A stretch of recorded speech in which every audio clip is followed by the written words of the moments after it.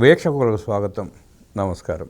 కల్తీ లిక్కర్ వ్యాపారం చేసి ప్రజల జీవితాలతో ఆడుకుని పలువురు ప్రాణాలు పోవడానికి కారణమైన జోగి రమేష్ అరెస్ట్ అయ్యి బెయిల్ మీద బయటకు వచ్చిన తర్వాత జరిగిన పరిణామాలు, లోకేష్ గారిని ఇష్టానురీతిగా మాట్లాడిన తీరు మీద టీడీపీ కార్యకర్తలు ఆగ్రహవేశం వ్యక్తం చేసి ప్రశ్నించిన సందర్భం, తన ఇంటిని తానే తగలబెట్టుకుని ప్రభుత్వం మీద ఆరోపణలు చేసిన జోగి రమేష్. ఈ సందర్భంగా ఆయన ఏదో స్వాతంత్ర సమరయోధుడిలాగా సజ్జల రామకృష్ణారెడ్డి ఇంటికి వెళ్ళి పలకరించి మా ప్రభుత్వం వచ్చినాక రిటర్న్ గిఫ్ట్ ఇస్తాం, రెడీగా ఉండండి అంటూ వార్నింగ్ ఇవ్వటం. ఈ వ్యాఖ్యల మీద విశ్లేషించడానికి మనతో పాటు ఉన్నారు ప్రముఖ ఆర్థిక, రాజకీయ, సామాజిక విశ్లేషకులు అడుసుమల్లి శ్రీనివాసరావు. వారిని అడిగి మరిన్ని విశేషాలు తెలుసుకుందాం. నమస్తే సార్. నమస్కారం అండి. సజ్జల రామకృష్ణారెడ్డి మా ప్రభుత్వం వచ్చినాక రిటర్న్ గిఫ్ట్ ఇస్తానంటున్నాడు. వస్తుందో రాదో తెలియదు, కానీ ఆ రిటర్న్ గిఫ్ట్ అనేది ఊతపదం అయిపోయింది వాళ్ళకి. ఆయన వ్యాఖ్యలను ఎట్లా చూస్తారు సార్?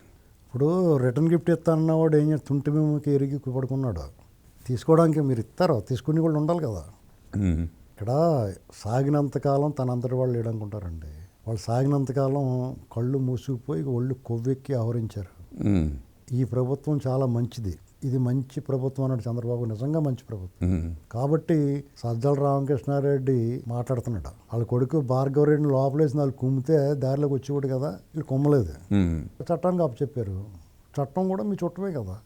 ఫారెస్ట్ భూమి ఆక్రమించుకున్న కేసులో కూడా వాళ్ళని ఎవరిని పట్టుకోలేదు, దొరకు అరెస్ట్ చేయాలి. చట్టం వాళ్ళకి చుట్టం అట్టగా అయిపోయింది.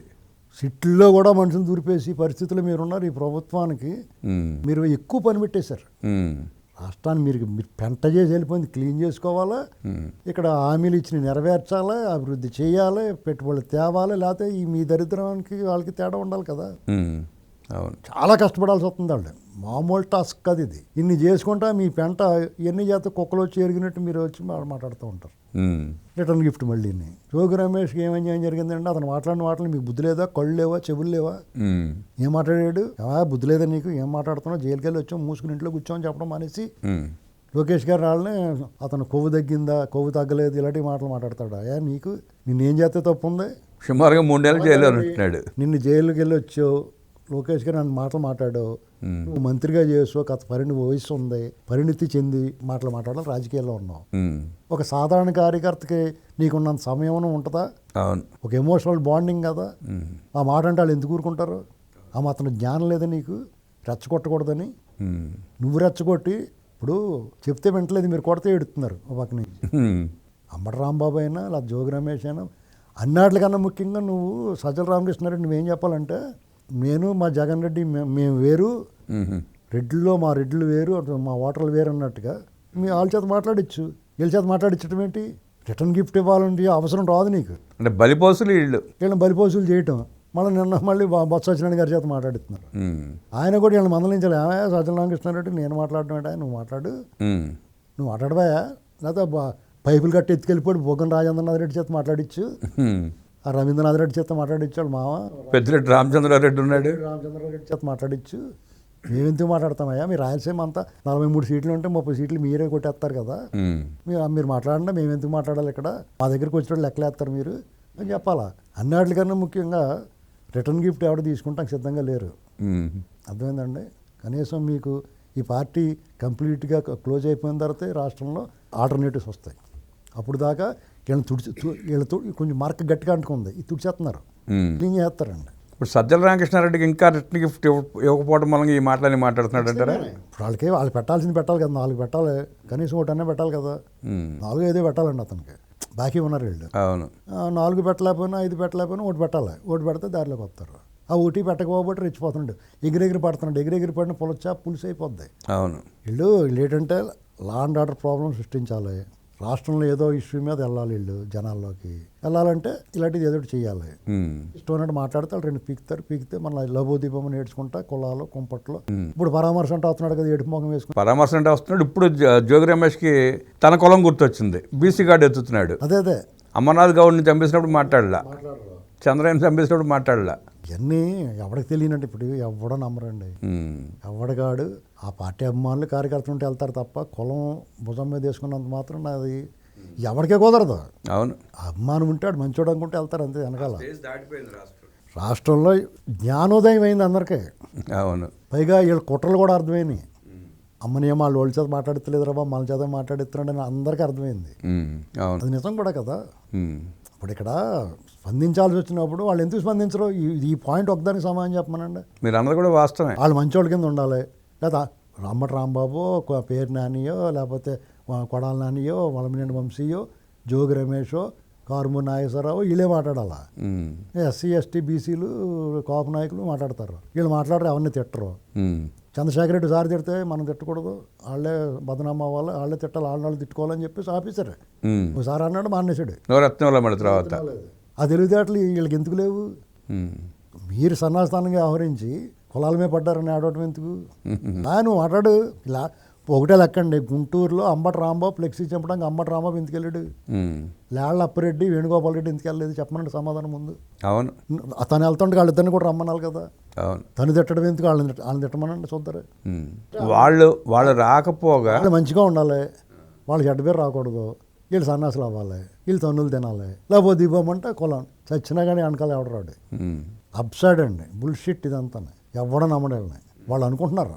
ఈ ప్రభుత్వం కూడా భయపడుతుంది రకంగానే, అదేమో ఉద్యమం అనుకుంటారు. ఏమవుతుందో ఎవరికి, అందరికీ జ్ఞానోదయం ఏంది? వాళ్ళు రాకపోతే ఇంటిని కూడా తగలబెట్టించింది లేళ్ళపరెడ్డి వాళ్ళే. మీకు ఇటువంటి వాటిలో సిద్ధహస్తులు వాళ్ళు. అది ఎవరో తీస్తున్నారు వెనక్కి, అది ఎస్టాబ్లిష్ అవుద్దండి. అందరి మీద కేసులు నమోదవుతున్నాయి. ఒక రకంగా అంబటి రాంబాబు అరెస్ట్ అయ్యి అదృష్టవంతుడు అయిపోయినట్టున్నాడు. ఇప్పుడు అందరి మీద కేసులు, బ్రహ్మనాయుడుతో కూడా పల్నాడులో ఆయన మీద కూడా, వినుకొండ మాజీ ఎమ్మెల్యే అతని మీద కూడా కేసు నమోదు. ఎవరిని వదులుతారని? విడుదల రజని మీద కూడా కేసు నమోదు చేశారు వాళ్ళు. శివకుమార్ అందరూ ఎవరిని వదిలిపెట్టారండి. వాళ్ళ కేసు నమోదైంది. ఎందుకు వదులుతారు? వీళ్ళు ఓవర్ యాక్షన్ చేసిన వాళ్ళు ఎవరిని వదలరు. వీళ్ళ కులం జగన్మోహన్ రెడ్డి అంటాడు కులం చూడడం మాత్రం. అసలు చేస్తలో ఇలా ఉండేది సామాజిక శక్తి న్యాయం పడించి చంద్రబాబు గారే వాళ్ళ పార్టీ ఎమ్మెల్యే మీద కేసు పెట్టారు. వాళ్ళ కార్యకర్తలను అరెస్ట్ చేయించాడు. జగన్మోహన్ రెడ్డి ఏనాడన్నా ఇప్పుడు జోగి రమేష్ బాబు గారి ఇంటి మీద వెళ్ళాడు, అంతకన్నా పెద్ద నేరం ఎవరన్నా చేసాడా? దానికి కేసులు నమోదు చేయడా? వాళ్ళ మీద అరెస్ట్ చేయించాడా? అతని మీద కేసు ఏం చేయకుండా మంత్రి పదవి ఇచ్చాడు. ఇప్పుడు వాళ్ళకి అలాంటి అర్హతలన్నీ కోల్పోయారండి. వాళ్ళకి ఏం హక్కు లేదు మాట్లాడడానికి. ఊరికే వచ్చి మాట్లాడతారు, బయటకు వస్తారు, 2 రోజులు తిరుగుతారు, మళ్ళీ రూల్స్ వైలేట్ చేస్తారు, మళ్ళీ ఈసారి జగన్ కూడా అరెస్ట్ చేస్తారు, ఓవర్ యాక్షన్ చేస్తే. జగన్ కూడా వదిలిపెట్టామని చెప్పి వార్నింగ్ ఇస్తున్నారు. చేత వీళ్ళని రేపకూడదు. ఓవర్ యాక్షన్ చేస్తే కోటింగ్ కూడా ఉంటుందండి, ఏం అనుమానం ఉండదు. మీకు మంచివాడు, పద్ధతి అయినవాడు, సంస్కారవంతుడు, రాష్ట్రంలో హుందాగా సమయంలో సహనంతో ఉన్నామని కెలిగితే తుక్కు లేచిపోద్ది అవతల వాళ్ళకి. అవును, ఇప్పుడు ఆయన చెప్తున్నాడు కార్యకర్తలని సమయం పాటించండి, సహనం వహించండి, మనం వాళ్ళకి మనకి తేడా ఉండాలి, మనం కక్ష రాజకీయాలు వద్దు, చట్టాన్ని చేతులు తీసుకోవద్దని చెప్తున్నాడు కదా ఆయన. ఆయన కూడా గెలికారనుకోండి వీళ్ళు, ఆయన కానీ ఒక సహనం కోల్పోయాడు అనుకోండి, ఈ ఎవడ ఆపగలుగుతాడు? ఇంకా ఎవడ ఆపలేడు. అందరిని ఆయన ఆపగలుగుతున్నాడు. అవును, ఆయన గెలికేసి ఆయన కట్టు తప్పిపోయాడు అనుకోండి, ఆపి కూడా ఎవరు ఉంటాడు? అప్పుడు ఎవరు నష్టపోతారు? అవును, ఒళ్ళు దగ్గర పెట్టుకుని ఉండాలి వీళ్ళు, అంతే. తప్పులన్నీ మీరు చేసి మీరు అన్నీ ఆపేస్తే మీరు ప్రజల్లోకి వెళ్ళండి ఖచ్చితంగా. ఇదిగో ఈ రైస్ ఇలా పక్కదారి పెట్టేస్తుంది, అవన్నీ ఎత్తవచ్చు, మేము తప్పు చేసాం, మేము ఎలా దొబ్బేసాం, వీళ్ళు కూడా అలా దొబ్బేస్తున్నారని చెప్పండి కావాలంటే. అవును, అందులో నిజం ఉంటే వాళ్ళు అరెస్ట్ చేస్తారు, కేసు చర్యలు తీసుకుంటారు. ఇదిగో ధాన్యం మేము ఇలా లాగేసేవాళ్ళం, బ్రోకర్లు గట్ట దొబ్బేసేవారు అని మీకు తెలుసు కదా, దారులు, దొంగదారులు. ఆ దారులు వెళ్ళి పట్టుకోండి వాళ్ళని. ఆ కార్యక్రమాలు ఏమీ చేయరు, ఎందుకంటే మళ్ళీ వచ్చిన తర్వాత మళ్ళీ వాళ్ళు చేసుకోవాలి కదా. ఏంటండి ఇసుక, వీటి గురించి మాట్లాడండి మీరు. జగన్మోహన్ రెడ్డి ప్రెస్ మీట్ పెట్టి ఇసుకలో దొబ్బేస్తున్నారు అవి కాదు. అక్కడే ఎక్కడో ఇప్పుడు ఎవడన్నా సొంతంగా నీకు అవసరమైతే మీరు టాటా వేసుకెళ్తే ఎవడ అడ్డుకున్నాడు చెప్పమనండి. అవును, నువ్వు వ్యాపారం చేస్తే అడ్డుకుంటారు, నువ్వు వ్యాపారం చేస్తే వ్యాపారంలాగా ఉంటుంది. నువ్వు వ్యాపారం చేస్తున్నావు అనుకో, ఇక్కడ 10,000 కొనుక్కుని 12,000 అమ్ముకోమంటారు. నీ ఇంటి అవసరానికి అయితే ఫ్రీగా ఇస్తున్నారు కదా. అవును, ఇందులో సీక్రెట్ ఏమి లేదు. వ్యాపారం చేస్తున్నాడు, వ్యాపారం చేసి కూడా ఫ్రీగా ఎందుకు ఇస్తారు? ఏంటండి, అవునా కదా. ఇక్కడ వీళ్ళ ఆటలు సాగబడి ఇంకా అయిపోయింది వాళ్ళ పని. ఓటు బ్యాంక్ ఉందా 39% ఉంది, అందులో ఈ తేలిగ్గా తీసుకోండి. నీవు 39% ఒకసారి చూసుకుంటా కింద జారిపోయి ఉంటాయి కిందకి. 39% ఉన్నా 40% ఉన్నా దొంగలకి ఎవరు సపోర్ట్ చేస్తారు? ముఖం చూస్తే మళ్ళీ ఓటేసి నువ్వు అలా లైవ్లో ఉండాలి, నువ్వు అప్పుడప్పుడు వచ్చి కనపడతా ఉండాలి. నువ్వు ఎప్పుడు కనపడినా నువ్వు మాట్లాడే మాటలకి జనం ఓరు బాబు అని చెప్పి ఒక 5% తగ్గిపోతూ ఉండాలి. అవును, తాను తీసుకుని పోతే తానే పడుతున్నాడు అక్కడ. ఇప్పుడు కూడా రెడీగా గోయి తీసుకుంటుకుంటూ అందులో దిగేసి తనే మీద వేసేసుకుంటున్నాడు, మట్టి ఎవడే ఎక్కలేకుండా. చెప్పింది చేయటం, చేసింది చెప్పడం జగన్మోహన్ రెడ్డికి అలవాటు లేదని, తన మంది చేత మాట్లాడించకుండా అమాయకుల్ని ఎస్సీ ఎస్టీ బీసీ వర్గాలను బలి చేస్తున్నాడంటూ విశ్లేషించిన అడిసిమల్లి గారికి ధన్యవాదాలు తెలియజేస్తూ నమస్కారం.